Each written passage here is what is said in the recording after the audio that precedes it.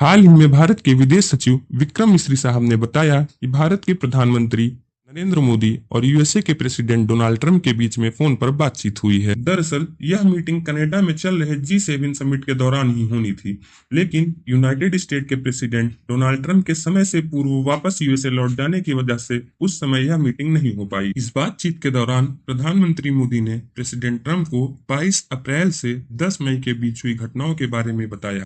प्रधानमंत्री मोदी ने Donald Trump को बताया कि 9 अप्रैल को प्रधानमंत्री मोदी और जेडी वैंस के बीच हुई बातचीत के दौरान जेडी वैंस ने उन्हें बताया था कि पाकिस्तान भारत पे 9 मई की रात एक बड़ा हमला करने वाला है। इसका जवाब देते हुए भारत के प्रधानमंत्री ने कहा कि यदि ऐसा हुआ तो भारत इसका मुंह तोड़ जवाब देने के लिए बाध्य होगा। यूएस प्रेसिडेंट डोनाल्ड ट्रंप के भारत और पाकिस्तान के बीच करवाए गए सीजफायर के क्लेम को रिजेक्ट करते हुए भारत के प्रधानमंत्री ने डोनाल्ड ट्रंप से कहा कि इस घटनाक्रम के दौरान इंडिया यूएस ट्रेड डील या यूएस के द्वारा भारत और पाकिस्तान के बीच मध्यस्थता जैसे मुद्दों पर कोई बातचीत नहीं हुई थी। ऑपरेशन सिंदूर के अस्थायी रूप से रोकने की बात के डीजीएमओ यानी director general of military operations और पाकिस्तान के डीजीएमओ के बीच हुई थी। इस बातचीत की पहल पाकिस्तान के डीजीएमओ के द्वारा की गई थी। करते हुए प्रधानमंत्री मोदी ने कहा कि भारत और पाकिस्तान के मुद्दे पर किसी तीसरे देश द्वारा मध्यस्थता का भारत शुरू से विरोधी रहा है। भारत ने इस मुद्दे पर न कभी मध्यस्थता स्वीकार की है न आगे कभी करेगा। भारत का पक्ष रखते हुए प्रधानमंत्री मोदी ने कहा कि भारत अब